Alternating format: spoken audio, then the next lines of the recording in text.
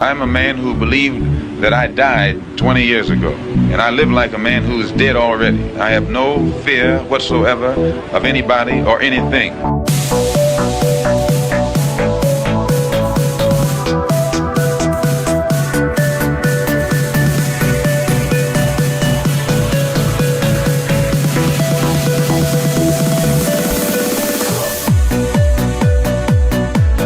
Gary Webb. I am an investigative journalist, and in 1996 I wrote a series of stories entitled Dark Alliance, which was about CIA involvement in drug trafficking.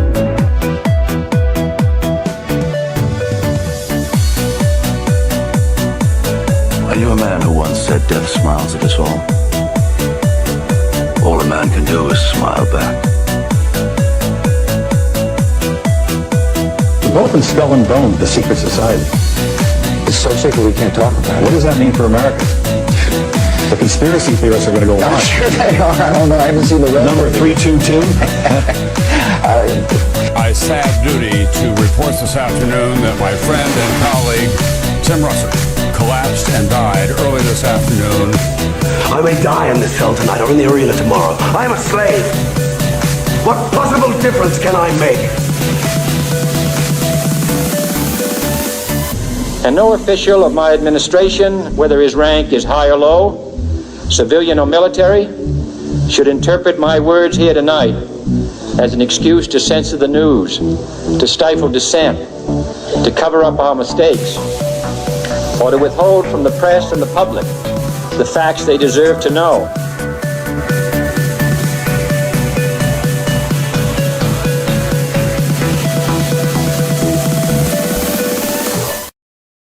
What is up? Welcome back to another Already Dead. The king has returned, and he has upset. They have attacked Greta Thunberg. Anything for his queen. He has returned with a vengeance. With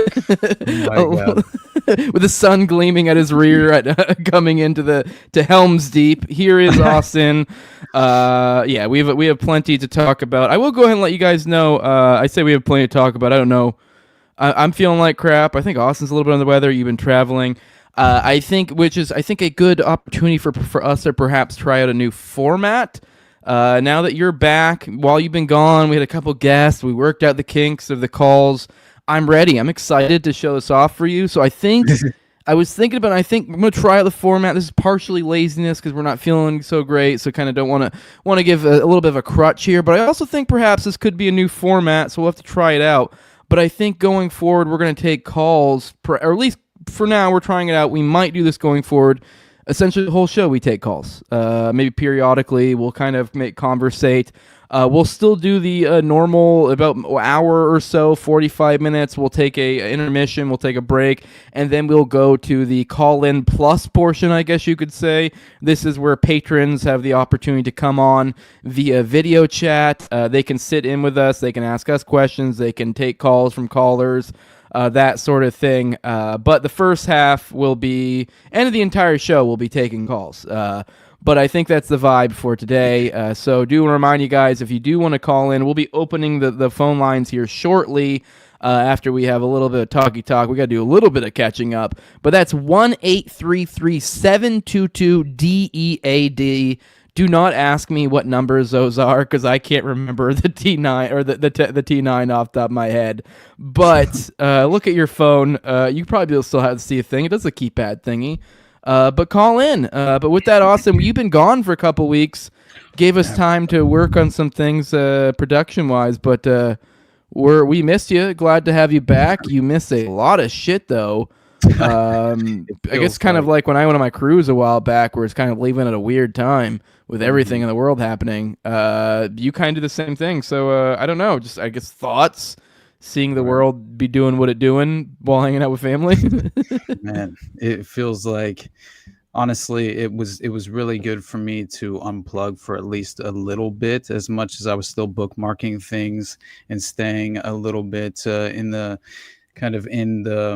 I don't know, still in the loop to some extent. I was trying to, I don't know, just try and decompress at a certain level. And I think that in itself restored a little bit of hope for me personally, and also like just getting out of LA helped reinforce that obviously I should probably make that a permanent move in the near future, more than anything. So that's definitely in the cards. So it was that in itself was very nice. But I will say, it just further reinforced the idea as far as just the media cycle in general and how it kind of, I don't know, I feel like there has been this deliberate demoralization campaign inflicted upon the West for generations now. And we're seeing kind of the modern consequences, the consequential nature of that agenda specifically taking root. But I will say it's just to witness. I mean, the Charlie Kirk PsyOp continues, right? There's just so much information and misinformation out there. And I think that is also very strategic in terms of the culture war, as I was mentioning before I left. But, you know, the influencer wars, right, are once again upon us. And yeah, and we're a dynamic duo here, baby. We're about to fucking be at the top, like that fucking meme. What is it, the Doom meme, where he's like holding the demons? It's like all the demons around him. That will be me and you at the top of the heap. It feels like it, because I mean, once upon a time, I took some of these influencers seriously, and I even watched some of their shows at a certain point years ago, and now I just feel like if you kind of take most of these individuals seriously at this point, I feel like the joke is basically on you now, you know, and that's just ultimately how it feels to me, and especially when you see, like, I don't know, man, like it was so funny to me, just sort of the kayfabe surrounding it all. You know, I think Candace just called Nick Fuentes like a federal informant, right? So that was once again used as sort of a political cannon fodder. But again, it's like, which side are you on is very much, I feel like, a part of this, and I think it's kind of social engineering at its best at a certain extent. And as I believe, because it really does become the influencer industrial complex. I mean, what did we just witness as far as, like, did you has your $7,000 bank transfer cleared from Netanyahu yet? You know what I mean? It's like, not yet. I keep saying Israel has a right to defend itself, but it does not really. It's not working out. It hasn't cleared the bank yet. We'll get there. I mean, I can't. I just needed one. I just need to get one of those through. One of those through a month, and I'm golden, and then I can just rail against the state the rest of the time. It is so funny to witness all of this, though, but I do feel like it's all very convenient, you know, as far as, like, there's a certain level where, and I will say that, you know, Candace Owens saying Charlie Kirk came to her in a dream, you know what I mean? It's just like, at a certain point, bitches be stupid, dude. It feels like Candace Owens came to me in a dream and told me Israel killed Charlie Kirk, and it's like, and I'm not saying whatsoever that there's, in my mind, there's no doubt that there's a heavy hand as far as Israel is concerned, in terms of the role being sort of influenced and facilitated by. But again, this is sort of like, in my mind, if you consider the idea of obviously they're a heavy-handed actor, but this plausible deniability factor has always been a part of the strategy of tension, right? And I think that if you're trying to insulate yourself from accountability, and this is every layer of these operations, always ultimately benefit the permanent establishment, right? And I think that when you see how Israel is being, like, conveniently used as a scapegoat for so much of this that I view as international espionage on behalf of that very modern Gladio network and the Anglo-American establishment at large, right? I think that, it just, I don't know. It all feels like deception, man, you know, like very, very strategic, deliberate deception being, you know, leveraged against us. And so many of us are, I feel like, lying in wait for a lot of this, where we're ready to take the bait. The hook line is extremely appealing, and that makes me it raises the level of concern that I have in this very sort of the current political environment and the heightened level of political violence and everything else playing out in this very moment, right? With the immigration crisis, right? I mean, my God, dude. Anyway, I don't know. How you been dealing with all of this? Honestly, I've been with you, brother. I don't know, just trying to keep my head on a swivel. I do try to, I'll be honest, in these influencer, I do find myself knee-jerkedly, I have to check my biases when it comes to like the Tuckers and the Carlson, because I'm aware, they do seem to be confirming my biases over and over again. But, I mean, I don't know. I know there was that weird thing she said, but, hell, there was that group chat thing she just did, but she's been pretty... seemingly so far. I keep waiting for the swerve. It's there, and I take your point that maybe these are controlled ops, but I guess kind of at a meta view of like, if we're thinking these are all feds or some shit, then it's kind of like the Tucker wing or the Tucker Candace wing represents those that are trying to obfuscate responsibility from the CIA off to the Israel, and then we have other or whatever else they can. Because they're part of the I forget the name of the plan. Essentially, there's actually a name for this, where they're essentially focusing on wanting to refocus on China as opposed to Israel, and letting Israel run the Middle East. So essentially, trying to maintain the standing of the CIA and destroy the standing of Mossad or whatever. To which it's kind of like, okay, just keep your head on a swivel and just kind of be like, whenever they're like, oh, this was entirely Israel, be like, yeah, I think the CIA was probably involved too. But at the end of the day, I guess it's kind of just understanding. I guess kind of make a voting analogy, the lesser evil, although you don't really have to pick one. You just, at the end of the day, you're leaning towards truth. You're not picking either of them. You're just kind of analyzing the sources as they come in and trying to find what's the closest approximation to truth. And if that happens to be the Tucker, wing, and they're only lying to you because they're trying to get it to move to China, well, just whenever they do the China swerve, you're like, well, no, because I'm an independent thinking person. I was never attached to you. I was attached to the truth. So I know. I will say though, Candace has been striking some fire lately. I will say that thing she said today, I'm torn. Is that just some dumb bitch shit? I don't know. Is it some religious woo-woo? Part of me, the cynic in me, is like, I think she's alluding to like more of what she did recently, and that like essentially telling others out there like, yo, I know some shit. Like essentially like a wink wink and a nod, like, oh, in a dream he came to me. It's like, bitch, I think you might have some emails or something. Let's hope so. But which maybe she doesn't. I kind of was waiting for some of this to be hype, because this seems to be all too good to be true. And she's kind of sort of lobbing out some pretty crazy shit, but it continually, seemingly, drip, drip, drip. I mean, there's some stuff that I've been skeptical, but throughout, like even like I know she was one of the people I was a little bit skeptical of the way she presented the guy who got up on the chair and removed the camera, but she just presented it in a neutral way at first, but then she presented it later in a later episode with kind of some skepticism. So I think she was just trying to maybe bait them into.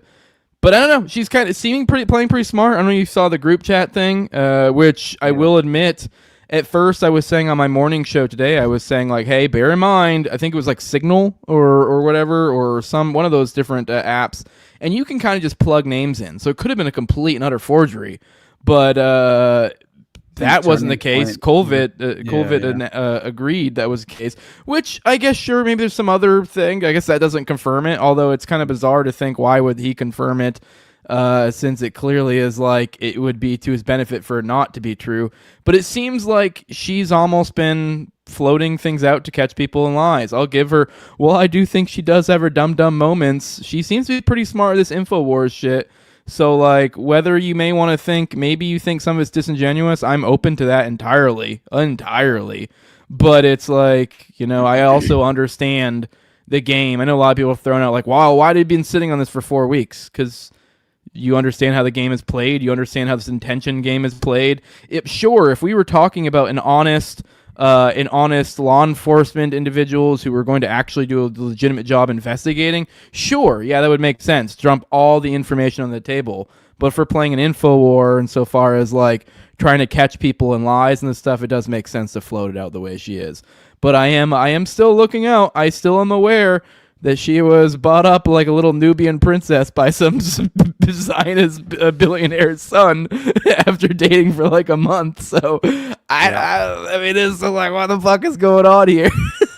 I mean, I've been preaching on her connections to PragerU and things of that nature for quite some time now. Yeah, I definitely I'm fully skeptical of all these major influencers that are so prominent in this very moment, and I think that they're guiding the narratives very much in favor of right the agenda playing out, and I think that at every level, whether it confirms certain bias or not in terms of the operation at large and the actual targeted assassination and the players involved, it's like I still believe that, at least personally, and this is just my sort of gauge on this and my interpretation of it, just, and I go with my gut in terms of how I kind of like, you know, just as far as I'm very paranoid. I don't really trust too many No way. whatsoever, you know, and so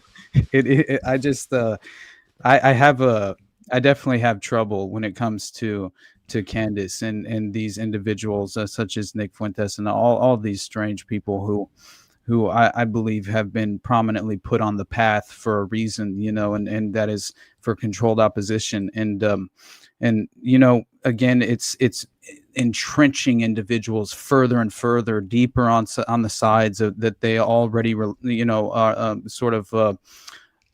reside on in terms of the political paradigm, and that in itself is dangerous, especially considering the heightened state of political violence, which has been in my mind very much strategically manufactured. And so we're all focused on these major events, and so many of these major events are happening that's making it hard for us, you know, even focus on these minor deep events that we have going on.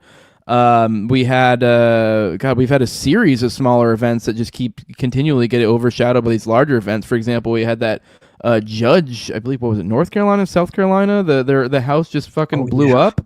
Like, and it's just insane. Like, it's very clearly, seemingly, is like some sort of years of lead type shit going on right now. Exactly what it seems like it is. And what was that? I had it pulled because I thought that was so crazy. Yeah, it was Judge Goodstein. That was it, right? No way. Yeah, I swear. And not Goodstein today. Right. And this all, and by the way, happy October 7th, everyone. Hell yeah, happy October 7th. Exactly. But again, it like comes at the perfect time as far as I feel like not only the influencer industrial complex, but the Hollywood industrial complex is very hyperactive at this moment.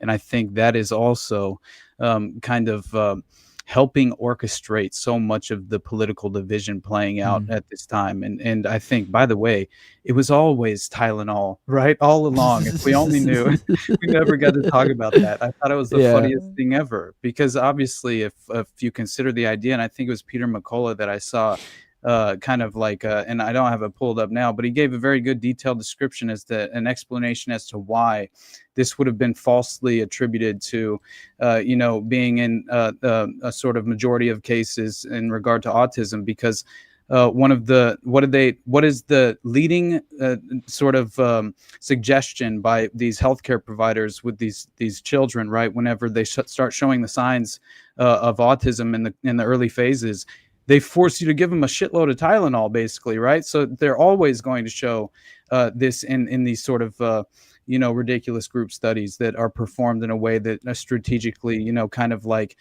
it's a way to distract. It's a misdirection, and that is why it's like what does this allude to? And the implication is it will further reinforce bad ideas that already are kind of existing on the leftist side of the paradigm.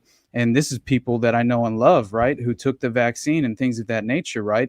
And now they can easily misassociate and falsely, just like this false equivalency in terms of Tylenol and Trump, right? And the vaccines and autism, right? And this all starts to, conflate into this sort of, in my mind, it's a way to, of course, it's of course muddying the waters as far as anybody's ability to kind of strategically prioritize what matters most. But then it also helps everyone kind of fall back into this false, way of viewing kind of like this childhood healthcare in terms of just like the vaccine schedules, right, and how they're being implemented, and sort of forced upon society at large as well, and the general public. And so, I just thought that was kind of hilarious. But yeah, with the Judge Goodstein thing, you have his essentially what happened, right? He comes out. There was the Trump DOJ temporary some restraining ruling. order. Yeah. That was issued, that was sort of barring the South. I think it was the South Carolina voter data access to something to that extent, and it was Stephen Miller who basically called him this far left judge, right? And they were essentially kind of like demonizing him in the eyes of the public. And many of and this even came up as far as like some of my conservative family members, right, who just were kind of spotlighting that case of who was that superintendent, right, for that public school who was exposed as having like 5 false identities and was an illegal immigrant and was apparently like had this career in childhood education, which I just thought was hilarious, and had all these allegedly had all these illegal weapons and drugs, and this was like in Des Moines, right? And this was like you remember this? This just came up. Which one's that? In Des Moines? Yeah. As far as the superintendent that ICE busted, that was allegedly like living under 5 alternate identities and false identities, and had he had these fake degrees and had prior drug convictions. Yeah, is it the Nigerian guy or Haitian or some shit? Yeah. That so one was crazy. pretty wild. Right? Ian Andre Roberts was his name or something like that. Moray, it says Stephanie in the chat says Ian Andre Moray. I guess maybe that's one of many names. That's one of many names. That's so funny. Dude. Or Moore, not Moray, Moore. So Ian and Andre Moore. Yeah. But that's I mean, this guy has like a ridiculous rap sheet. He has this insane criminal history of prior just his ridiculous conduct apparently, and now he's been overseeing children, and so this kind of went viral and whenever he was busted. But in my mind, obviously October 7 comes around and we have this one day in October, right, as far as we were talking about earlier when you called me about that HBO Max series that's being kind of promoted and highlighted, and I think it premiered today, which was obviously the anniversary of October 7, and that's what they were hoping to spotlight. I know the trailer already came out, and watching that, it's so insane to actually watch this, and this is going to be this sort of anthology series, you know what I mean, that apparently it's all dramatically scripted, you know what I'm saying, and it seems to follow like these 7 specific examples of these like emotionally arousing, Israelis that were being persecuted in this moment, and then the human cost, right, of the terrorist paragliders that came in, and but anyway, just to me, I think that this again is just sort of fear porn, but also Zionist propaganda at its best, and going to help further entrench many of the individuals who are kind of romanticizing this ridiculous narrative in the current moment. And that just, once again, we're witnessing the revelation of the method to a certain degree, because this is how you kind of control the minds and manipulate the minds of the general public as well. But it runs perfectly in parallel with not only the anniversary happening at this moment, but I had mentioned to you that when I was out there visiting the family, I went and saw One Battle After Another, right? The new Paul Thomas Anderson film. And it's a Thomas Pynchon novel. I believe it was, what was it called? I forgot the name of the novel. It was called. By the way, real quick, while you think of that, the phone lines are open right now. Call in 1-833-722-DEAD. That is 3323. So yeah, give us a call if you got any questions, thoughts. But yeah, that's that. So call in. But yeah, go ahead. Sorry, bud, didn't mean to cut you off. Just want to let people know that the lines are open. Nice. But yeah, it's called Shadow Ticket by Thomas Pynchon, and it's the same author that wrote Inherent Vice, which is probably my favorite film of all time.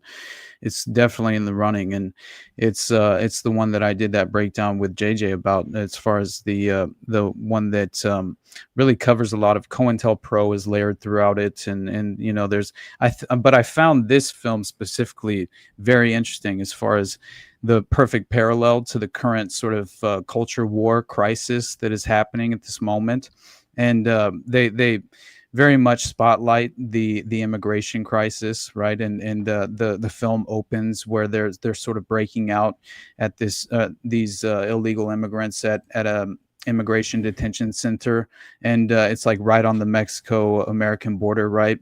And it's just so interesting to me how the entire film seems to romanticize and very much glorify political violence, and these kind of Antifa very much is what it's representing, right? These anti-fascist, leftist, radical, revolutionary political organizations. It's called the French 75, is the one that they, you know, this sort of fictional organization that they create in the film for the plot.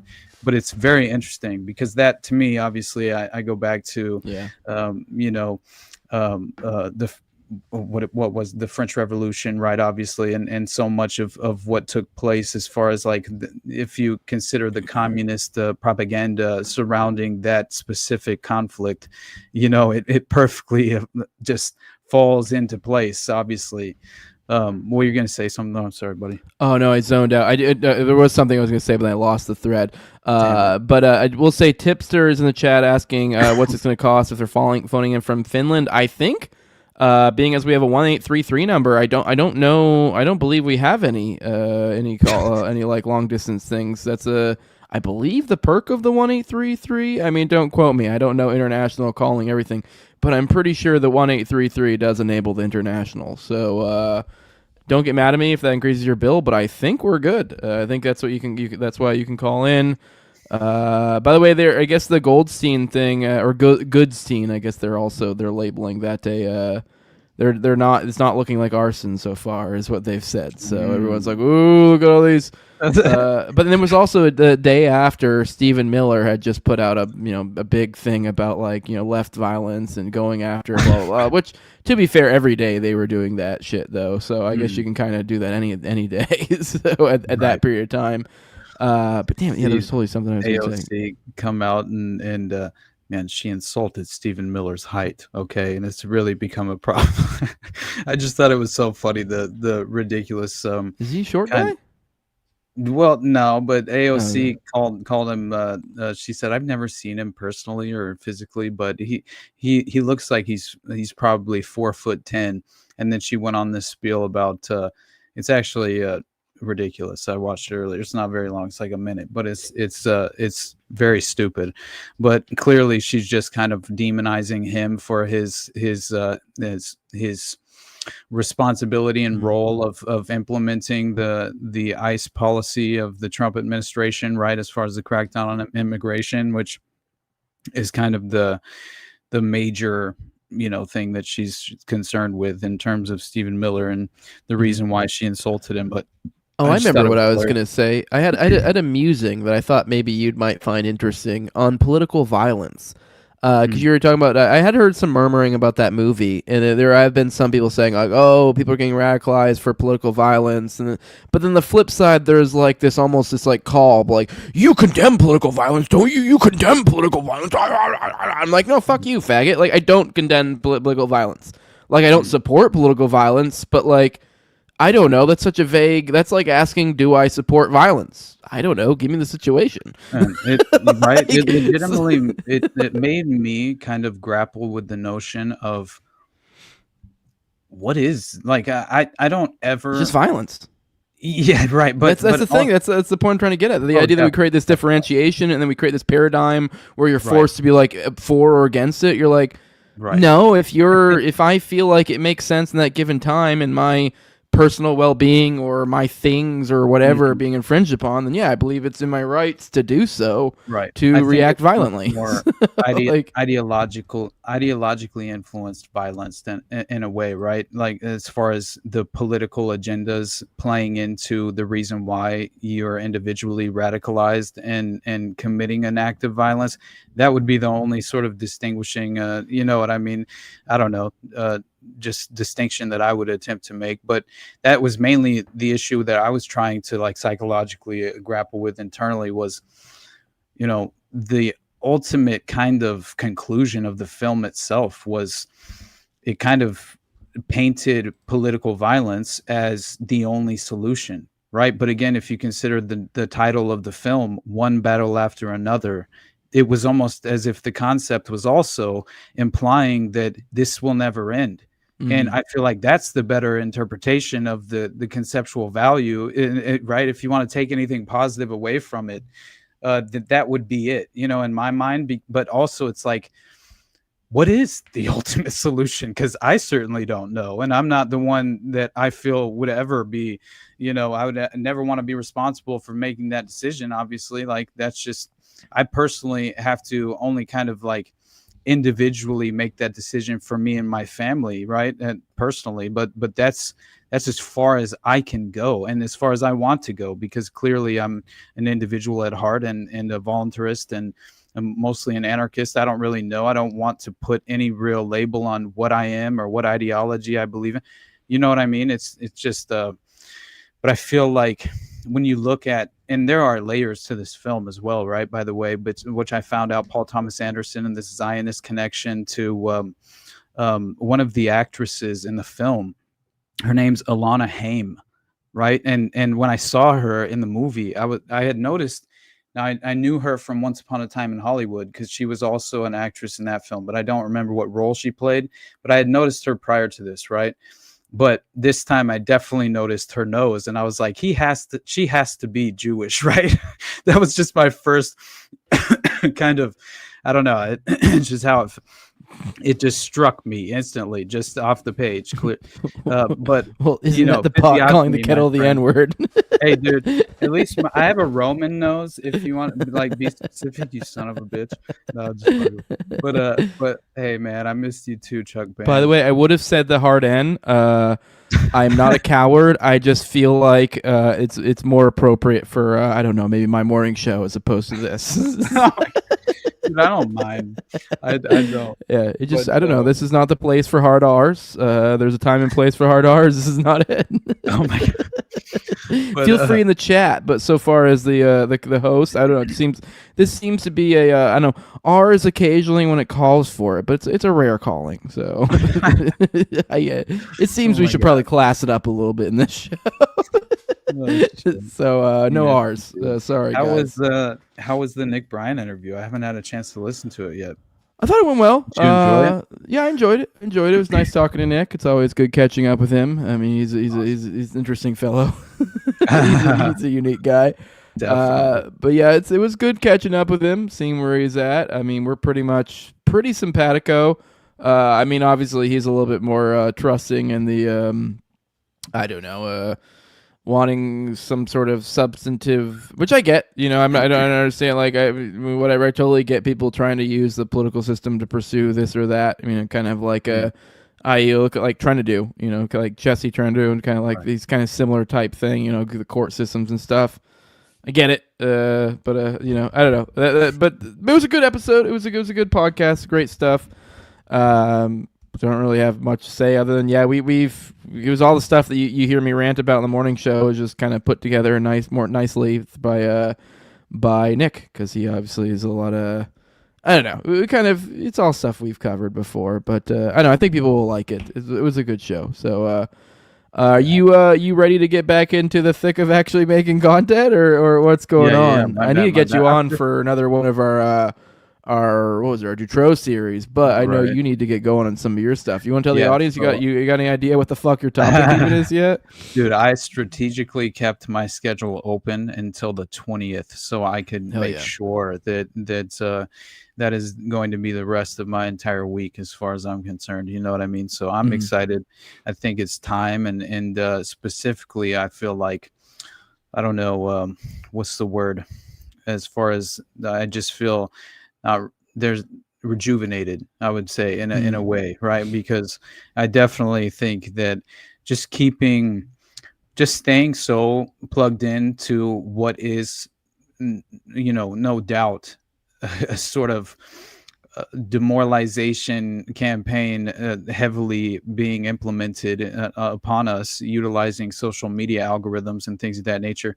I mean, that alone, that takes a toll. So at a certain point, it feels great to unplug and plug back into something specific from, a time and right that isn't quite in modern day, that kind of takes me into another place, right? And I feel like I don't know, I almost I need that at a certain extent. So I definitely and that's what I try to do with the solo project as well, is kind of like take everyone back to that moment and try and relive it as much as we possibly can, and try and see it in this sort of three-dimensional way, to where, we can potentially make more sense of it, but also have a better, fundamental understanding of what it might have been like in that moment, trying to even just be a member of society, trying to interpret what's happening, and things of that nature. But anyway, so I'm excited about it, and that's definitely my goal. So that's what I will be focusing on. But I definitely we have to get that scheduled up, because I have been very eager to get back on the Dutro case. Just Hell as yeah. far as where we were, I think is a very interesting moment. But with this specific individual actress that I mentioned, though, I thought it's crazy because so she is managed by this interesting talent company. But what I found interesting as well is that, so this is Alana Haim, right? And her father happens to be a Zionist settler who was in the Israel occupation forces, right? And so she has vacationed in occupied Palestine apparently several times, and told the media they dream of playing a show for the Zionist entity because she is actually a member of a band. And this is something that, like, so I went and saw the film with my sister, and she actually put one of the songs on from this woman's band. And I didn't have the heart to tell her that I had just come across this detail and that this woman was basically a strategically controlled Zionist actress in the Hollywood industrial complex, sort of like being just being utilized to exploit us at a very sadistic level, utilizing revelation of the method and social engineering principles, sophisticated, Like Howard Zinn. modern MK Ultra. Yeah, exactly. It fucking drives me. Have you seen that? Have you seen the podcast with Howard Zinn, or where his like where he goes into his whole life? No. Okay, No, I'll have to. I don't know. You check that out. That's actually over in Jacob's Telegram, I think, which he linked it in our Telegram, so you can find it there. So I guess a plug for both our Telegrams. But yeah, he dropped it in there. There's a podcast that's been deleted off the web. I don't know what to make of it. It's very bizarre. It's this very insular political podcast in like Utah. Kind of reminds me of kind of like the libertarian beat podcast. I guess like you'd only understand, I guess, if you're someone who had a pot or hang out in those circles that kind of like the local politics, it's not necessarily libertarian because it's Howard Zinn, but point being, it's like this is the type of podcast he's going on as this kind of local celebrity that's, I forget, I don't know who the hosts are. I think it just might be one guy, maybe two, that, kind of asking the questions. They're kind of this political hobnobbers, and so they're asking Howard about being like the most well-recognized man in politics in all of Utah, and basically like the insane amount of conventions he's been to, and like just going through all of it. And it felt very like, I don't know, like I have no idea. I mean, I don't know what to make. I mean, it's like you this is where you start losing your mind. You're like, what the fuck? Like, is this like them fucking with us? Like, what is this? Although today, I guess on Candace's show, she claimed that there's people, or that there's sources within the hospital where he's currently or was at, if he's not currently at right now, I can't remember, because he where he admitted to the child porn was in the hospital. And in there, I guess he claimed to multiple people, supposedly, according to Candace, I mean, more might come on this later, that he had been claiming that, this had already leaked out before, essentially the idea that he was going to, that he said he was, he was a decoy. Like, he literally said that from the jump. But it's becoming more clear that they're saying that he was literally expecting money to be paid for this. So like this is like now, so it's like furthermore, like that's what's developing. Yeah. Once again, we're waiting for someone to come on record to say this, but this is what's leaking out. So it does make you feel like, am I losing my mind? This seems a little bit too on the nose with some of the stuff. Point being with like the podcast, that felt like almost, it felt like you lose your mind. It's like, did the feds just like make this fake podcast to fuck with us, of him like saying all these crazy, oh yeah, and then this one sibling with this one glowy job, and here's this one time I went to did this one thing in DC, and you're just like, are you just like scattershotting, throwing weird shit at us to make this just feel like lose our mind trying to connect the dots? But right. I think we might have a caller. I see Jacob in here. I think we could probably take one call before we go on intermission. Am I right, Jacob? Do we have somebody joining us? Yes, sir. We have a caller. It is Jeff on the line. So. Sorry, real quick. Someone's saying in the chat, George's in, not Howard's in. I fucked that up a lot. I've called him like involved in some like musical scores and films or something. That's probably why I keep thinking of him. Sure. But sorry, welcome to Already Dead caller. What's up? Jeff, are you there? Jeff. Yes, sir. All right, you're live. What's up, man?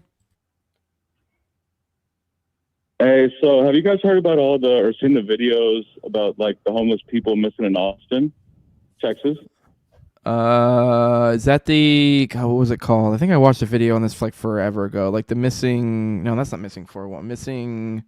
It's like I think vaguely. I think I know what you're talking about. Yeah, like the whole homeless scene in Austin, and they're like doing like it was like Midnight Productions. Is that what it's called or something? Where it's like they think they're like disappearing in these like horrible snuff movie type shit. Am I right? Yeah, I don't know what the channel is, but I saw the video. But yeah, it's some guy that does the street interviews that like specifically targets the homeless people. Yeah, I've seen a little bit about that. I don't have too strong of an opinion on it. I don't know. I will say it does kind of put me. I'm off, but I think who you're talking about is I remember I saw that too. You're probably talking about the same video. It was kind of popularized by this guy who also does like ghost adventure stuff. Like, so it's kind of like. Fuck, like when you know what that stuff is, and like you're like they're basically just scam city. You're like, I don't know. He does seem like he's trying to go after true crime stuff, so he's like he does separate them, but I don't know. Yeah, I wouldn't be the least bit surprised at all if that's a thing going. If anything, I actually think that probably is a thing going on in some places. Yeah, I don't know if you have any more on that, or Austin, if you have any thoughts. Let me tell you what. Go ahead. Yeah, let me tell you what I found out about it. So I've been researching that. I saw the video. The guy was talking about like weird vans showing up. He was talking about the regular drug dealers that have got out of the area, and there's all these weird new drug dealers that are in there. The people that are doing the drugs are getting way fucked up, right? Mm-hmm. So I went to Google and I looked up Austin, Texas, and I was trying to find out who the NPO was, the nonprofit. And I found out it was Urban Alchemy, who just got their contract terminated for fraudulent shit. So anyway, I go to the Urban Alchemy website, and if you guys want to go there, it is some wild Illuminati shit. They're based out of San Francisco, and they have other places in like Birmingham, I think Phoenix. They serve LA and San Francisco. So anyway, I saw that all these homeless people in Houston, Texas, just like a week ago, like 6 bodies showed up in like 1 or 2 weeks. So I think the Urban Alchemy shit, the NPO, is definitely linked to all these disappearances. And that's really all I had to say. I will say I just went to look at the site just now. Yeah, I'm there and too. I'm telling you that fucking especially when you open the page, the way it rolls out, the way it opens. Like I don't know if you went to the site. It like I mean I guess it's not doing it now. Maybe if I open it again, but essentially it like opens with just a big, gigantic logo. It like kind of pans in with an eye. Yeah, this one yeah. I don't know. Is it up on the screen right now? I don't know if there's a way. I don't know if it'll kick the caller. I don't think we can bring up any more right now with a caller on it. Or else maybe when the caller goes off, we can show this up. But go look it up on your own, guys. It is wild. I mean, obviously, I have no idea. I mean, this is claiming to be it's urban alchemy. Alchemy heals neighborhoods by employing the unique talent of returning citizens to transform communities and urban spaces. Using methods rooted in love, respect, and science has achieved remarkable success. Returning citizens, this makes me sound like they're doing the homeless people, helping homeless people, which reminds me kind of a lot like the the psycho machine stuff, where it's like mentally ill people treating mentally ill people. Yeah. That's kind of what it feels like, but I'm judging at first glance, very much so. I have no idea what this is. But I know so Jeff, how did you say this is connected again? Just to rehash this, urban alchemy, this homeless group or whatever you're saying. This is some non-profit organization, or you're sort of an NGO. Was it an NGO or an NPO, like a non-profit, or was it an NGO? There's a difference. Sorry, NPO, non-profit. Okay, cool. And how were you saying that? What's the connection here? Hey. Okay, the connection is all these homeless people in Austin. I saw that video, right? That street video. Mm-hmm. So what I did was I got on Google and then I typed in that shit. And what I found was the nonprofit was Urban Alchemy. Mm. And then I found out that they had their contract canceled like a couple weeks ago. Their contract terminated with Austin, right? Yeah. So then I went to their website, and that's when I saw this shit. And then check this out, bro. If you go to like their whoever their main people are, anyway, the founder, the president is a fucking Jesuit, dude. Some lady. Of course. Yeah, you go to our About Us, go to our people. I'm assuming that's probably where you find it. Oh no, they're going to individuals there. Staff, founder and chief executive officer is Dr. Lena Miller. Co-founder and chief operations officer is Bayron Wilson. That's like a fucking brolic ass black dude. Mm-hmm. And then I don't know. I guess I'm just looking at him now. Anyways, there's a bunch of other people they show on the site too. Man, I can't get over how fucking sketchy that symbol is, but. I don't. You have any more on this? Go ahead. Yeah. I got one more little tidbit, and I'll let you guys go. Give me like 30, 40 seconds. Go for it. If you research Goat Hill Pizza, which is a San Francisco pizza chain that's owned by Nancy Pelosi, if you go to her webpage and you see all the art, you can find a link to the creator of the webpage. And you go to that webpage, and it's all kind of really horrible child stuff. So Goat Hill Pizza, I think, is probably another Pizzagate shit out of San Francisco. And you said this is whose pizza? You said this is somehow connected to Pelosi? We covered it a while back on Already Dead, actually. Oh, did we? Okay, I forgot all about it. Mm-hmm. It's definitely insane. And it's connected to more than Nancy Pelosi. There's definitely far more of like political connections involved to the ownership committee that ran and apparently acquired Goat Hill Pizza. And then I forget, there was a scandal surrounding it as well. But it reminded me so much of just another Pizzagate, and just not in DC, right? Just in San Francisco. Yeah. It's crazy. Well, Jeff, we appreciate you calling in. Like genuinely, call in again sometime. Seems you're one of us. Especially if you have more on that stuff, that is particularly. I am interested. I want to find out why the fuck they got their contract canceled. But call in again next time. I think we're gonna go ahead and go to intermission. But Jeff, any final words? Appreciate it, guys. Have a good one. Hell yeah. See you, brother. All right.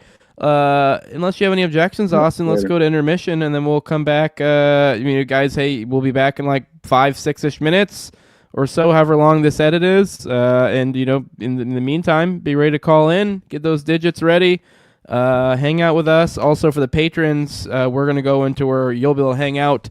you'll be able to come on while we take calls. So roll that beautiful bean footage. We'll see you all in a few minutes. Mine, you're like, oh shit. So it's like, just think about, moving from like the shot, from like the ricochet. Yeah, you gotta think, if you have a thing here that's shooting an explosion, shooting a thing at you, it's creating explosive force, and so that would essentially, it would drive the thing toward the neck, but it would also create an equal and opposite reaction. So essentially, force one way, force the other.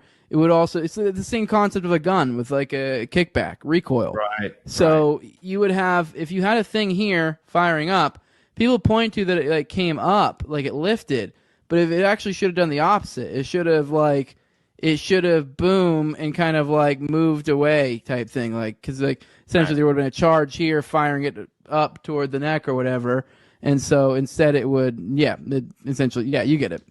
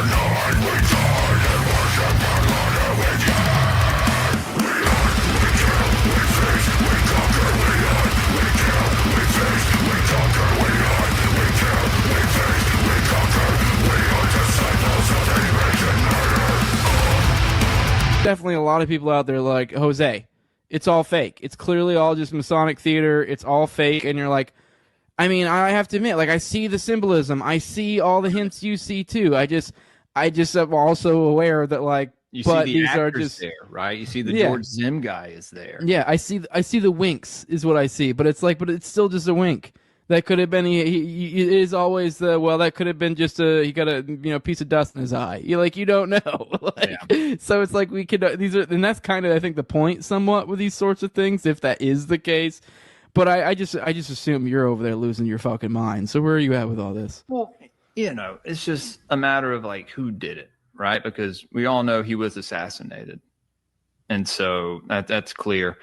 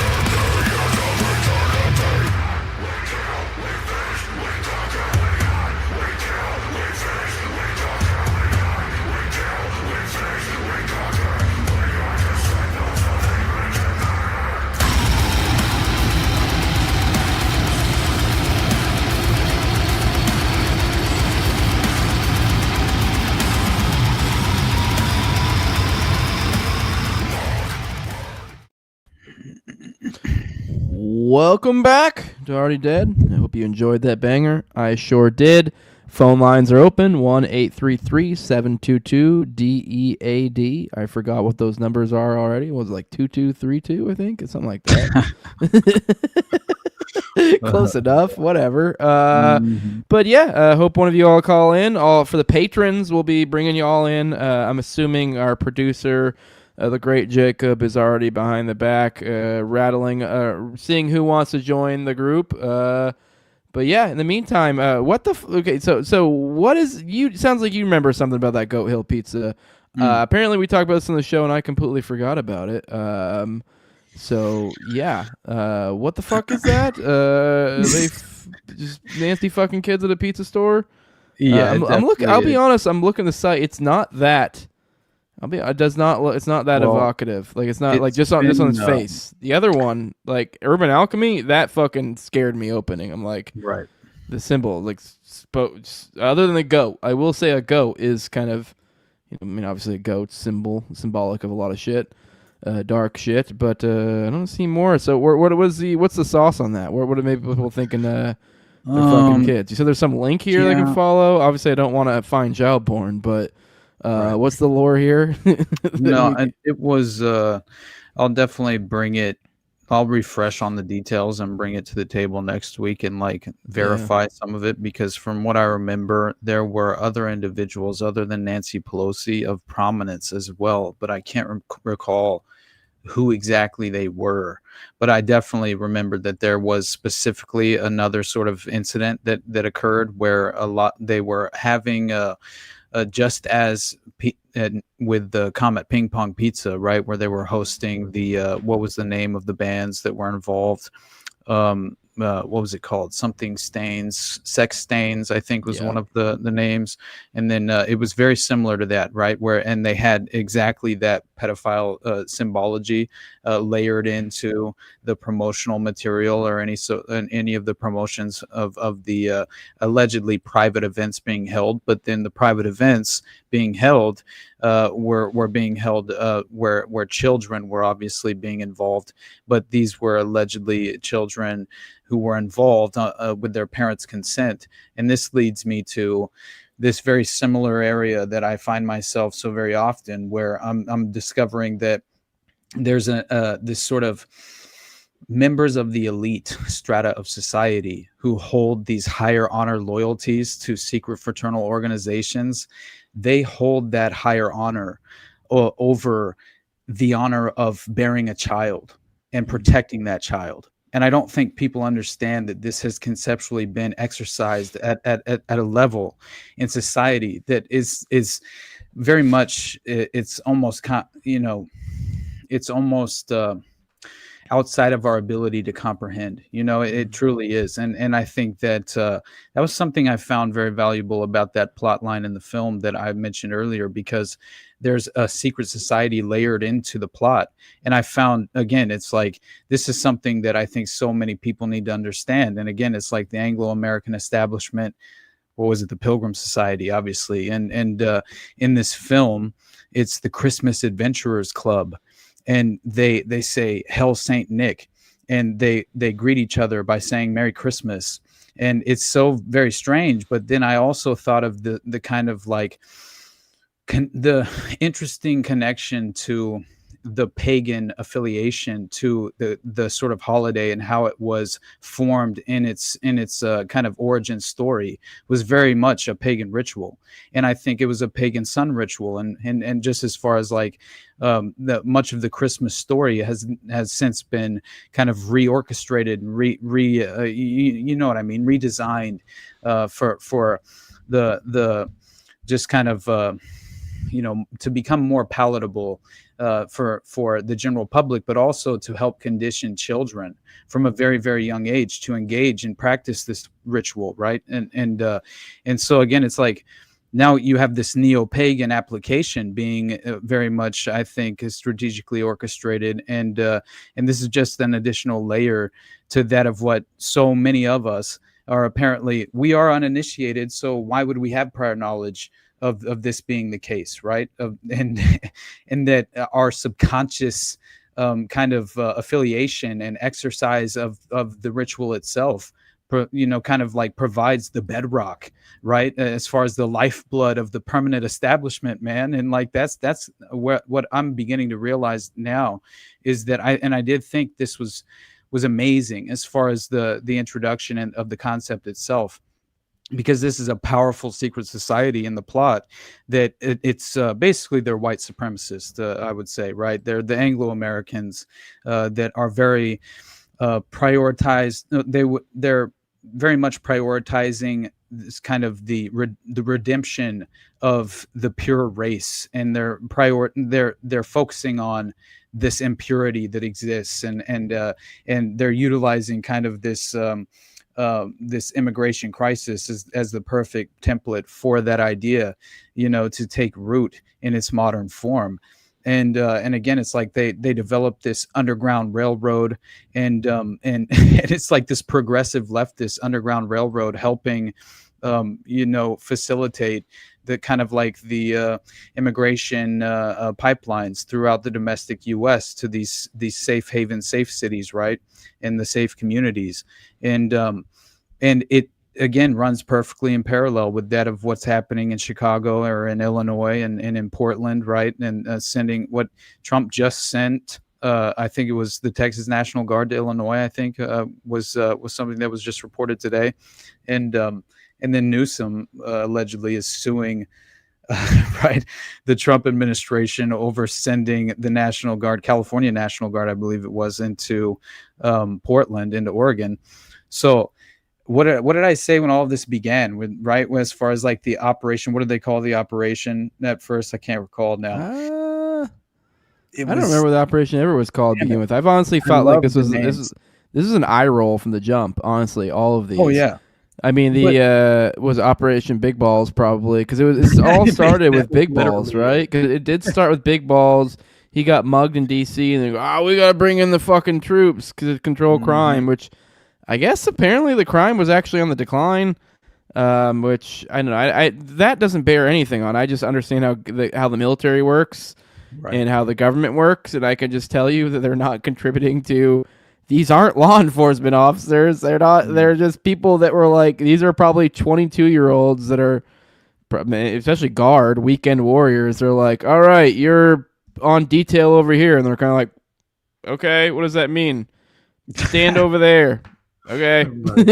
like they're not like, what do you think they're doing? Detectives hunting down violent crime? Like, I mean, unless we're having like an armed insurgency and like you're sending in the military to like murder people, like what are you doing using this law enforcement? It was from the jump pretty fucking retarded idea, but it was I guess I don't know, Achilles heel, I guess you could say, of the government of sorts, because the DC technically the government, the president is like mayor there, so like it gives them different rights. So technically, by their gay little paper of the Constitution or whatever the fuck that's all holy and shit or whatever the fuck, like apparently according to that, they're allowed to do the things they're doing. But now I think we're technically in territory they're not.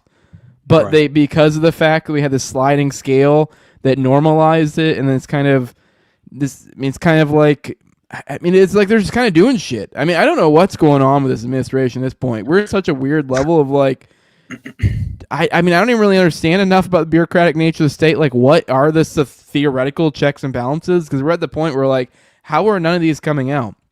Like, we're flagrantly like war crimes in Venezuela.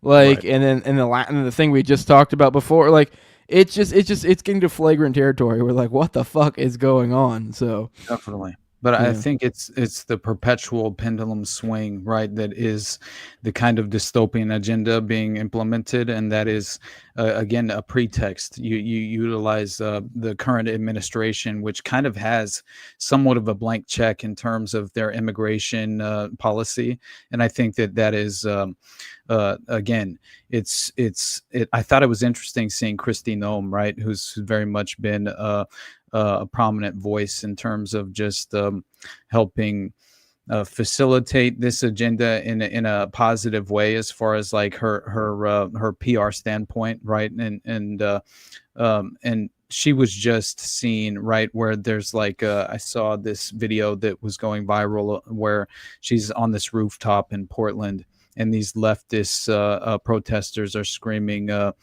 fuck the immigration authorities in Spanish, and welcome to the war zone.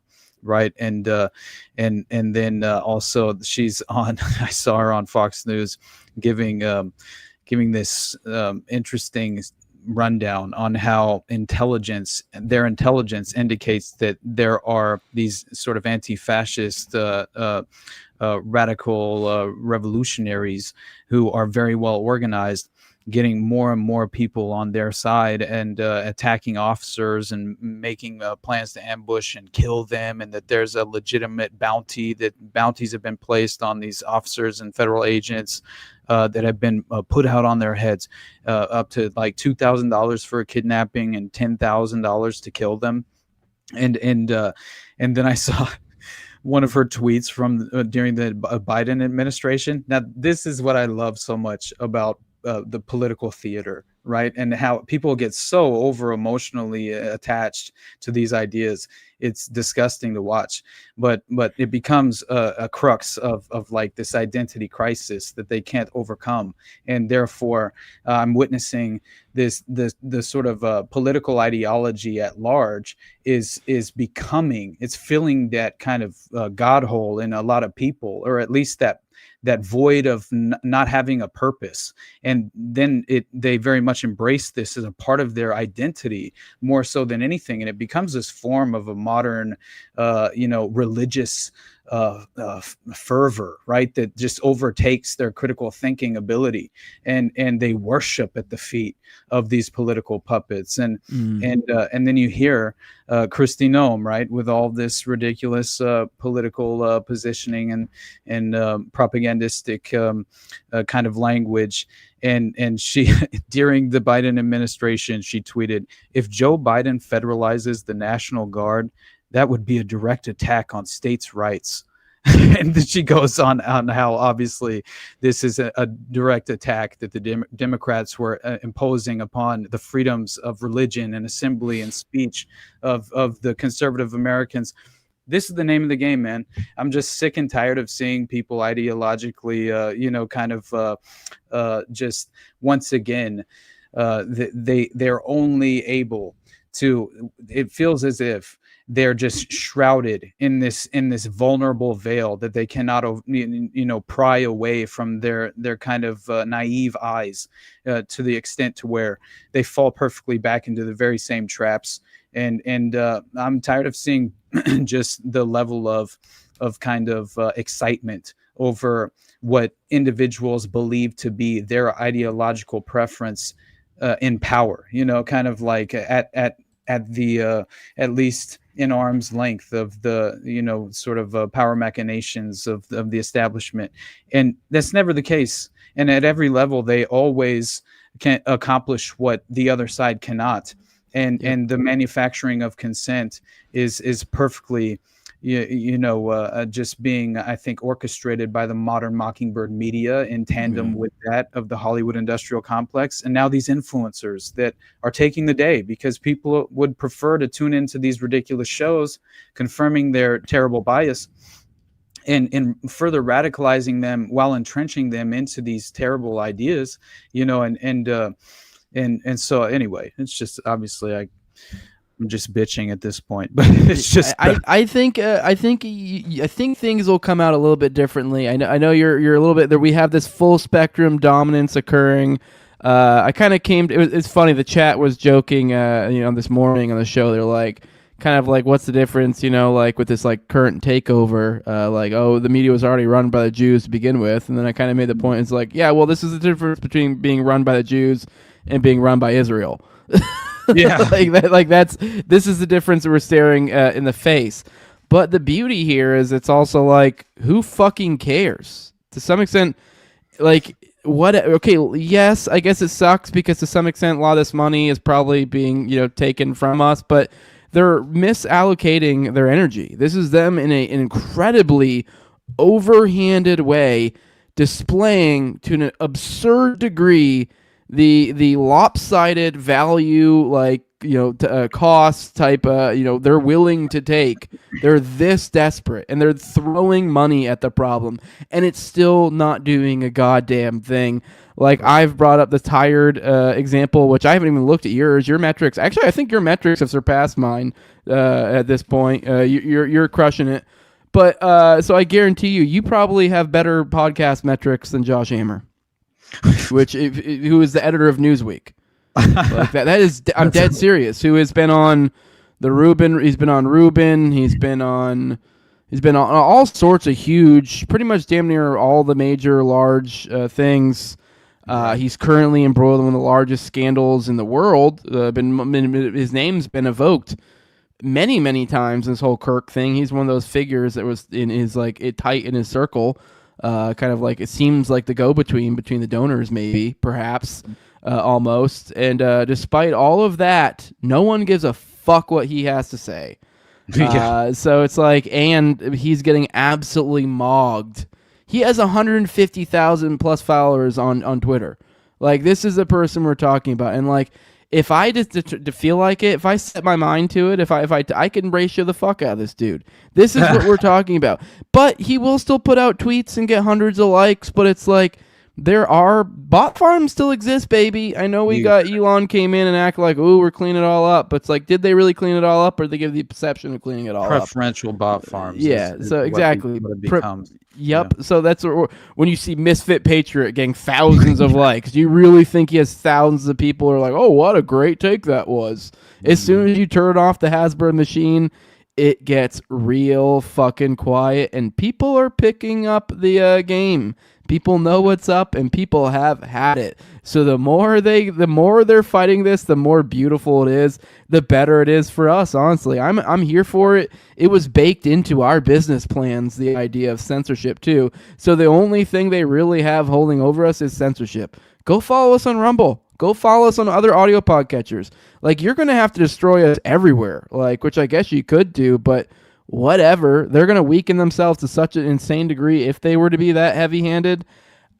I don't know. We're we're like a Katy Perry song. We're fucking bulletproof, baby. Like, we're fucking going to come out this shit on the other side. I don't even know if that's the right thing. I really do think our time is now. People at our level, we're going to crush, dude. We're going to crush it because, I don't know.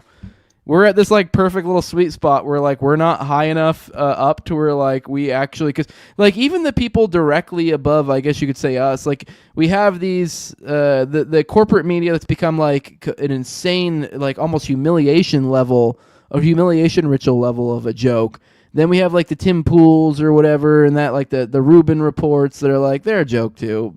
Everyone kind of knows. And then you have the people below that, that are like, that are pretty solid. And even then, some people, the Fuenteses, the Darryls, the Dave Smiths, and there's been a lot of people pointed out lately, some of them acting in some bizarre. A lot of them have gotten back with the program, and I think a lot of those guys are great in their own different ways. But it seems like people have noticed that they behaved certain oddly under certain circumstances as of late. And I genuinely think, I know everyone's like got all offended, like particularly Fuentes. Some people are like, oh, they got the call.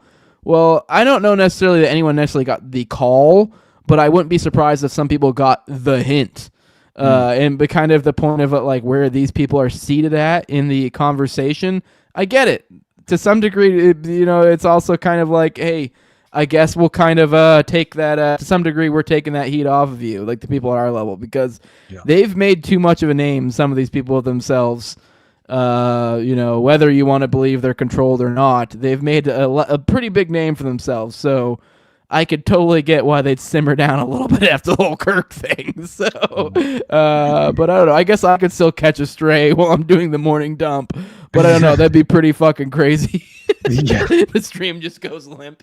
But I doubt me and you are going to catch any rounds at our level. So we're kind of in that perfect little sweet spot.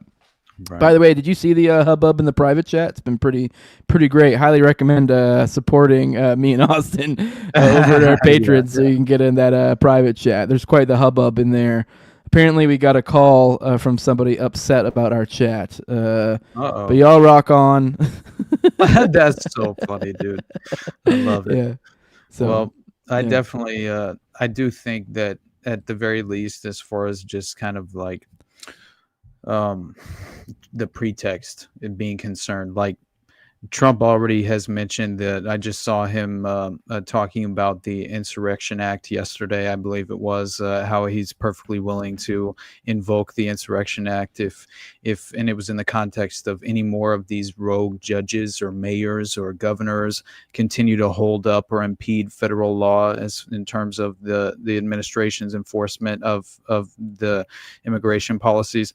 So that is my real ultimate concern in terms of all of this. You know, obviously, I think clearly you should know by now that it's counteractive. You cannot have open borders in a welfare state if you're economically sound and you understand just, fiscal policy and how it affects society.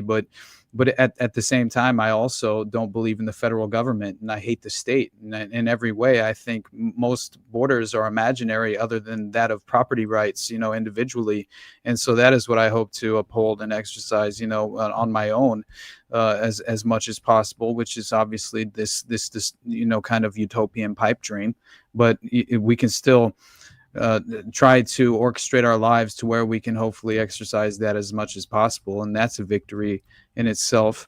And hopefully that can sort of sustain you and your family despite the overall consequential nature of the agenda playing out, which I don't know, man. Like I'm not at all, again, I feel like I have some hope restored as far as actually being able to, just have conversations with people who don't necessarily agree with me, but at the same time, I almost psychologically manipulate them by just honestly and objectively speaking in terms that I'm not being deliberately deceptive in any way, but the way that I kind of devise the language is in an attempt to be more palatable to the individual if I'm trying to reach them at any real level. And I'm realizing that's possible more than ever, and that there's many people becoming far more open-minded to the idea that we are being sort of exclusively just as far as the power paradigm and who is in power. And I feel like the elite establishment is oversaturated with obviously with compromised pedophiles who are being sexually blackmailed, or at the very least they're sociopathic in some certain way, and that is always going to be valuable in this context. So I don't know. I think that it's just interesting that I'm seeing far more people coming to terms with this sort of power paradigm, but also being lured back into these pre-established narratives that fall perfectly in line to the ideological conditioning. And that's what kind of bothers me more than anything, but I do think now more than ever, we have the ability to break through, to some of those people. And that's really more about just remaining objective and being consistent, man. What a concept. It's like we're actually consistent throughout these political administrations because we seem to rely far more heavily on our principles than any other thing, which that in itself seems to be rare in this modern day and age. And but anyway, people fall into it. You notice with this whole left-right nonsense, even me to some degree, you just get kowtowed into I know it almost feels like low-hanging gay, the duopoly or nonsense. But we see it in real time. I mean, I feel like we got lulled into well, maybe it really is this it's not as simple as this duopoly. It swings back this and that. But you're I don't know. It seems pretty undefeated.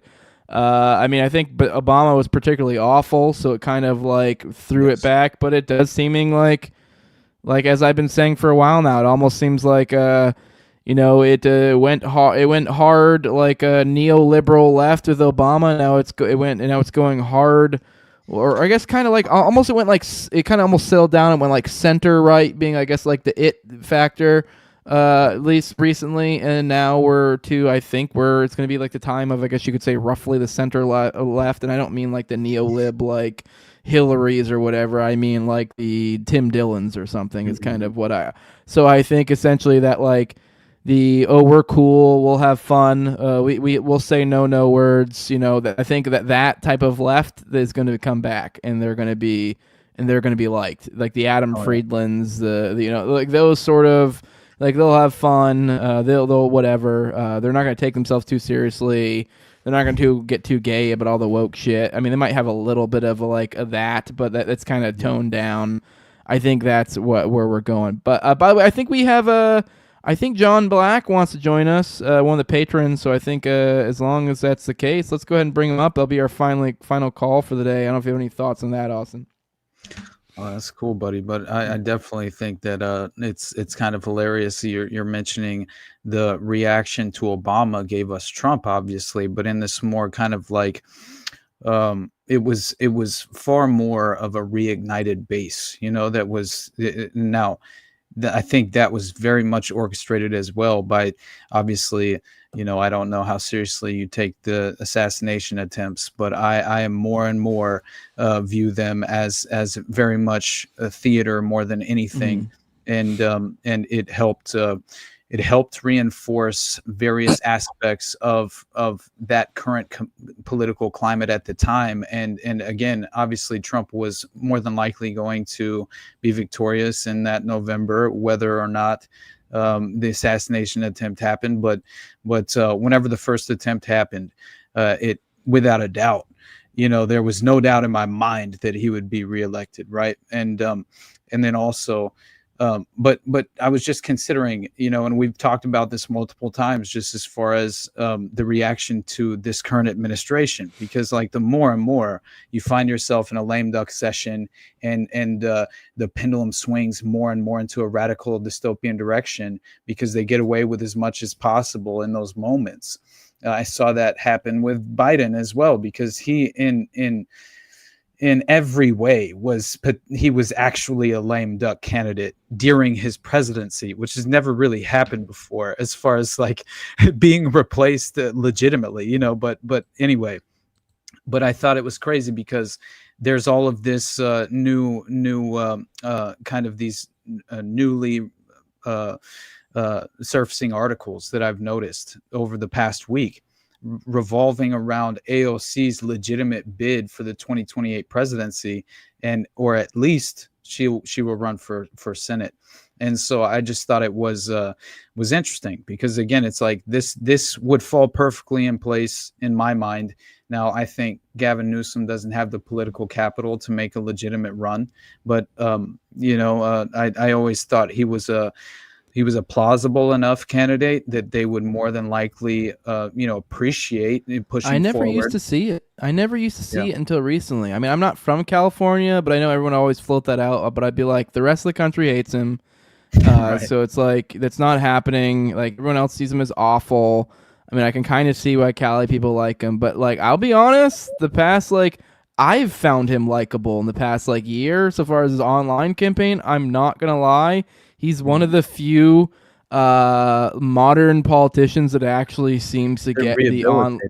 Yeah, I mean, I don't know if he just got a good team or what, but I'm not gonna lie, he's crushing the online game. Most politicians are not. He is crushing. Like, I've actually shared in the morning show. I think a couple times where he he shared the other day. I saw this the AI slop memes have been going around. He made or he shared one of JD Vance. I don't know where he got it from, but it was like a 5-minute clip of JD Vance, as the meme Vance, giving this kind of NPR version show of kind of giving a discussion on on furniture, and he's specifically talking about the Chesterfield in this one and the perks of it and this and that, and it's just hilarious meme nonsense, and it's just goofy trolling of Vance. It's not even mean. It's not even mean-willed, and it's like, this is it. This is crushing. This is someone getting it. He understands the moment. I don't know how, but he gets it. So I guess on that. But I guess I will say on the I've been blown away by that. I always thought there was no way that's happening, but I genuinely think he has seated himself as at least one of the contenders. I think maybe other ones might rise, but he's crushing there. Sorry, John Black. I know we're ignoring you. We brought you in, but what's up, John? Nothing much. How you doing, Austin? You feeling better? Doing well, man. Yeah, all is well, dude. It, like I said, it was good to go back and see the family, man. That was much needed. I missed the most crucial time of my nephew's life. You know what I mean? And like that I'll always regret that. You know what I mean? To a certain extent. And I only hope that I can, but obviously, just the point being is that it was overall much needed. It was a benefit and good for the soul. You know what I mean? And you got to recharge your batteries at some point. Yeah. You know, especially with all that dirty shit you'd be looking into.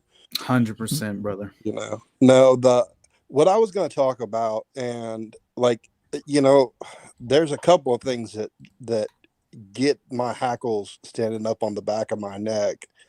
And I think I tagged you in it, Austin. I don't think I tagged Jose because he's not into that God shit. But Tucker had this guy on named Conrad Flynn. All right, and the only reason that I watched this is the Kabbalah episode. Yeah, the Kabbalah episode. Yeah, well, fuck you. I watched that episode. How dare you, John? How dare you? That was what I hardly watch Tucker, but I'm interested in Kabbalah. Caught my eye. I also was like, is he going to dress the red bracelet? And yes, he fucking did. Okay, well, I watched for the same damn reason. I mean, we like to Fed jacket Tucker all the time, but just the guest alone had zero online footprint. Mm-hmm. He has no presence in the esoteric AI theory Kabbalah space, period. Not even on the fringes of it. Huh. He has no bona fides in our schizo arena at all. Like his previous Twitter, like his last tweet was in like 2015 or 2013 or something. So he barely referenced like his mom or dad being involved in Hollywood on some show, but there's little to no record of it. So it screams just plant, just from the get-go. And then all just to address the red bracelet. Go on, sorry. But it's not necessarily that, because in my mind, as I'm watching that show, I'm just seeing the entire pattern of accelerationism through the entire show. Then he brings up a guy that's in the area of AI theory, which is acceleration. Then he brings up a philosopher that created a numogram, which is basically like a Kabbalah tree of life made out of numbers that apparently, according to him, was given to this group at the Warwick University in a late night session.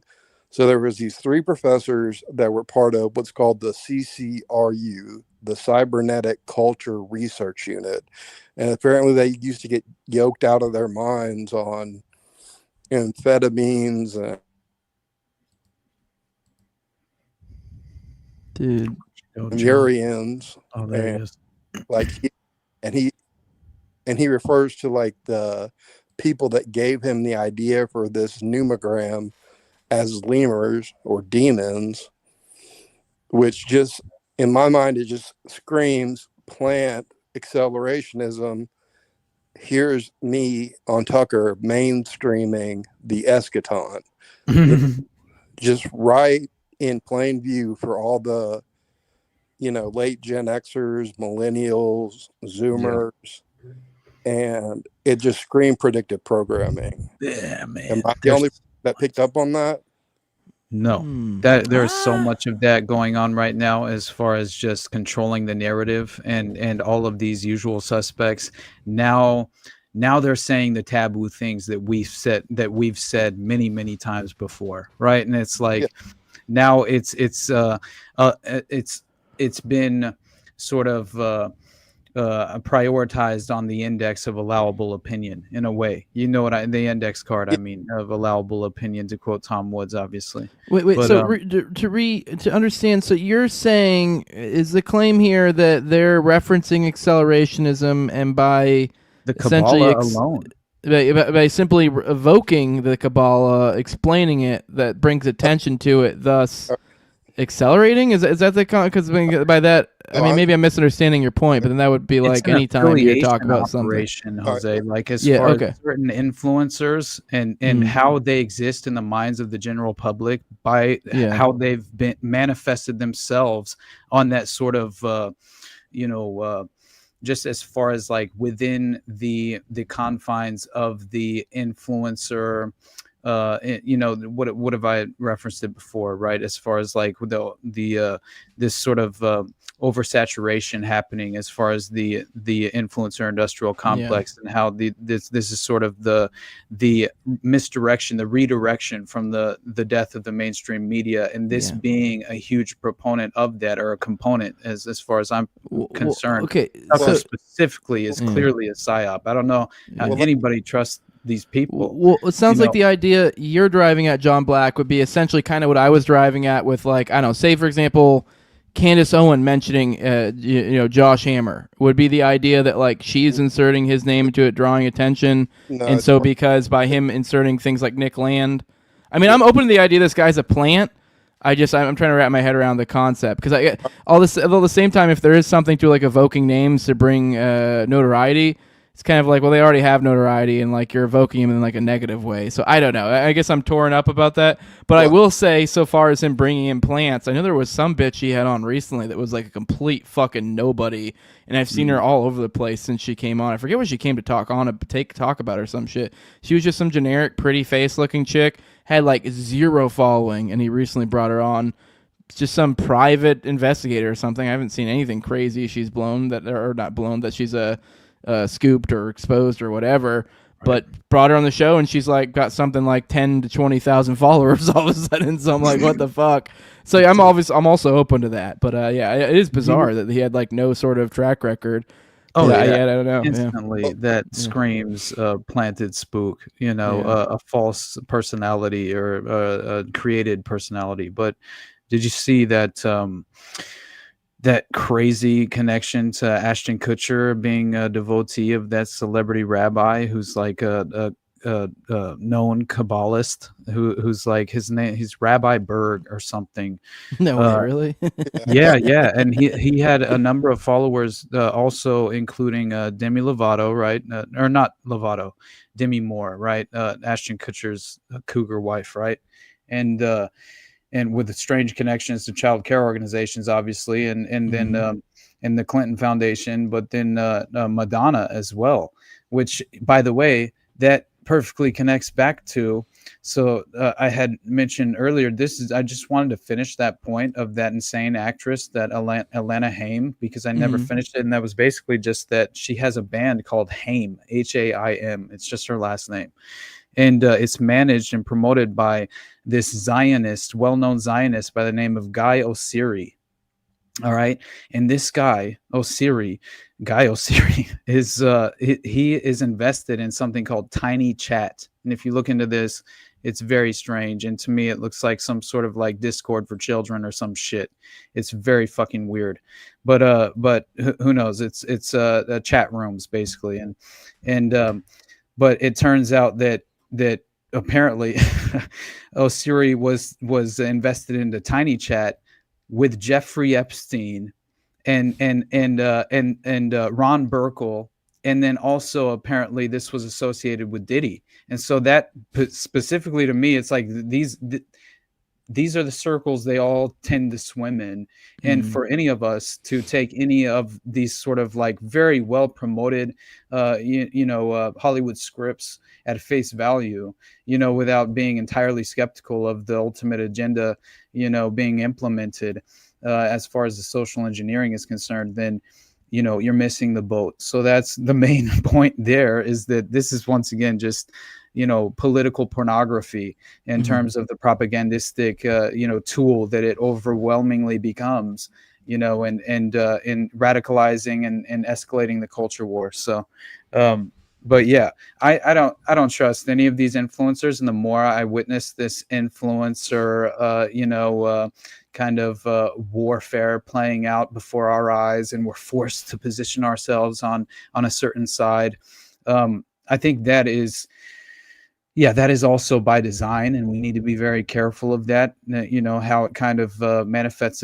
itself, and again, it's like that doesn't mean there's not value to it, right? Like, yes. So in no way am I denying that or rejecting the value of Tucker talking about the Kabbalah. I mean, holy shit, that's amazing, you know, and I hope that people come away from that with the proper interpretation. But at the same time, it's like, unfortunately, so many people who already fucking hate Tucker Carlson, right? Or they hate Donald Trump, or they hate Candace Owens, they're going to fall perfectly into a trap, right? Where they misassociate and or mischaracterize and falsely associate certain ideas, you know, to certain personalities that then clouds their vision of being able to critically think through any of it. And that's all ideologically imposed, man. You know, it's just the worst kind of manifestation of this mind control manipulation that has been so very well conducted for generations, man. And that's kind of where I wanted to land at,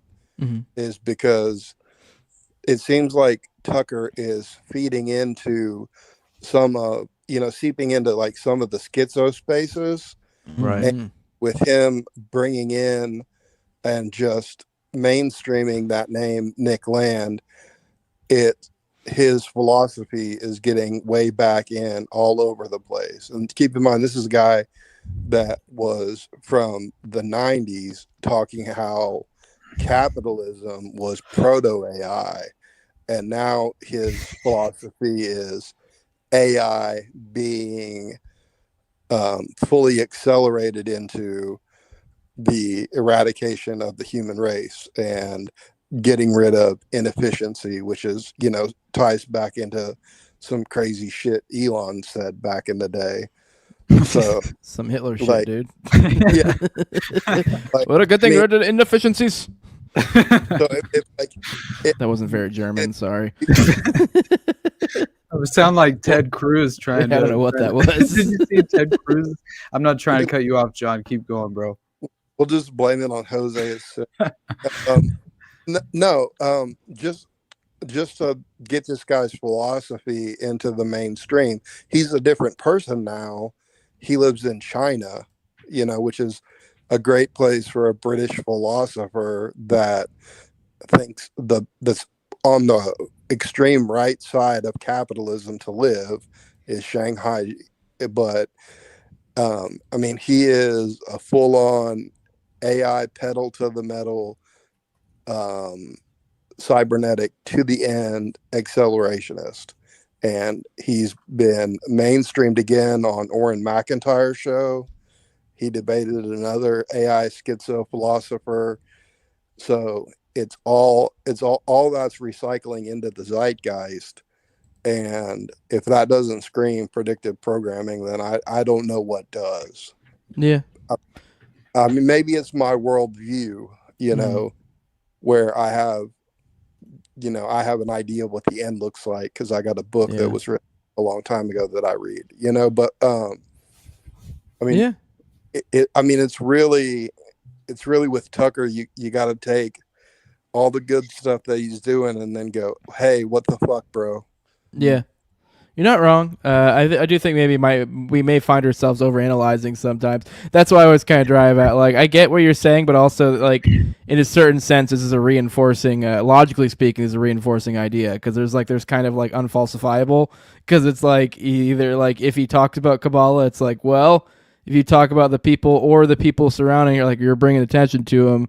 But then it's like if you don't talk about it, people are like, why won't you want to talk about this? So it's kind of like a heads you win, tails you lose, or heads I win, tails you lose type thing. But I get what you mean. There is definitely probably something to the concept of like bringing attention to it, things in that way. So I am open to that idea, and he does glow. Right. I have zero problem with him talking about Kabbalah. Yeah, that doesn't bother me. That's been mainstream since the 13th century. Like that, I mean, you know, like that's been something that, you know, people have kind of known about, and a lot of people don't understand it, you know. I don't think in the centers of as far as like as far as the political power structure, individual, prominent Mockingbird media types being willing to reference things of that nature, that has never been mainstreamed, in my opinion, until recently. Right. Like there's far more of a willingness to be, spiritually inclined in terms of some of the more occult esoteric ideas that you can apply to, the agenda playing out at, that's my only, I'm not entirely disagreeing with you, but I do think that it is becoming much more mainstream in a way that has never been seen before, in my opinion. Right. And I think that that's specifically due to the fact that it's now cropping up far more in the minds of the independent influencers, I would say, right, or just content creators who are noticing things that are undeniable and due to pattern recognition, impossible to just set aside and not address or acknowledge.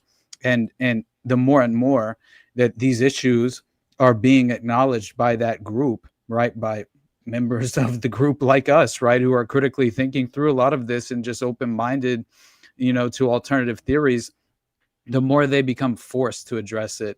And I think in a strategic way to in an attempt to misdirect us. And that is always what I'm only kind of like focusing on more than anything, because in every way I have fallen out of the ability. Maybe it is due to this ratcheted up sense of paranoia that I've unfortunately embraced over time.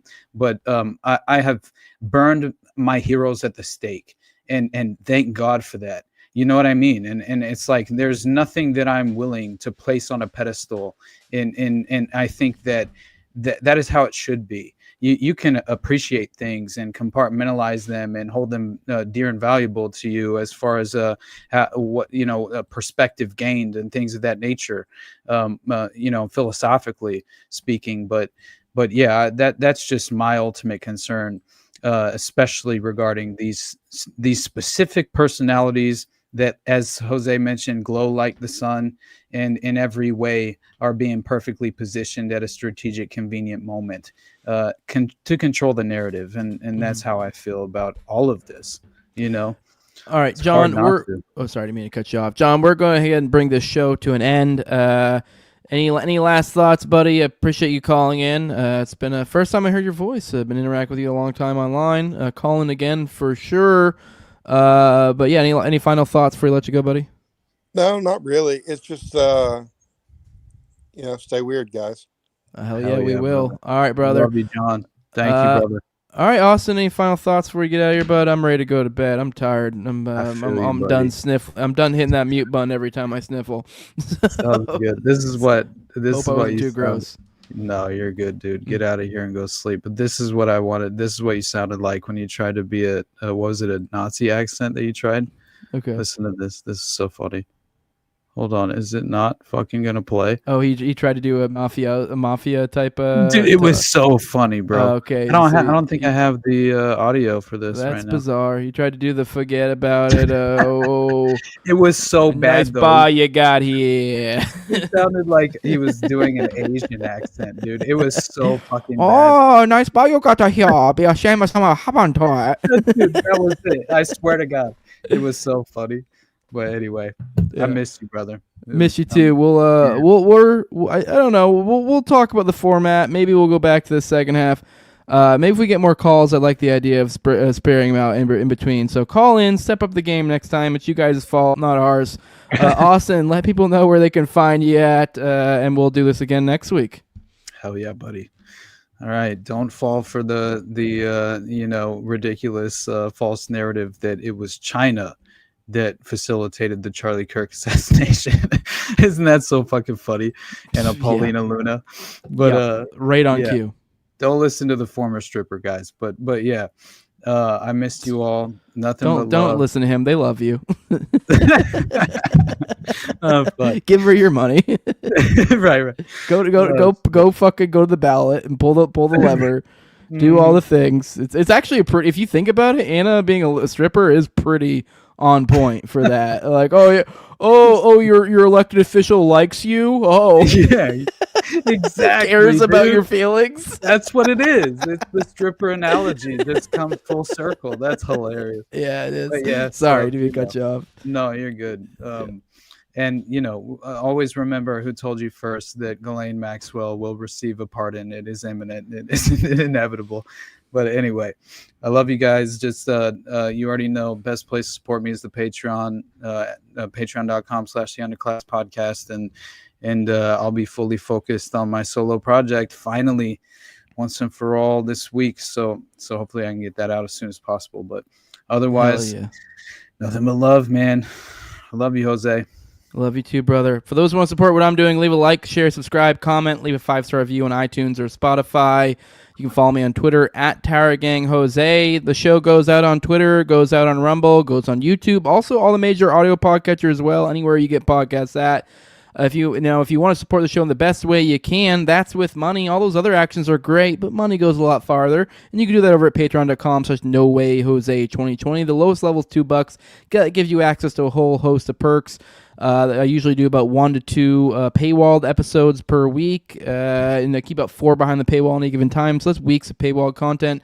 You also get an ad-free RSS feed. You get access to Telegram. You get access to pre-show, post-show, and the video calls for Already Dead, the show we're doing right now. And the highest level is my sponsors, and I give them a big shout-out. Every episode is a big thank you for everything they do. I have my previous co-hosts on Tower Gang, at Learner Toad, also at Abrogate D's, at ZOVRCK, at _Infazil, Tim Tuttle, at John Klebold, Will Bell's Delicious Blueberry Rabbit Eye Wine, big fan of the show, Torn May, at Wayne Taculus, the Yellow Polka Dot Dress, and Mark Vestibule. And with that, guys, we will catch you guys next week. Love you all. Bye-bye. Call in. See ya.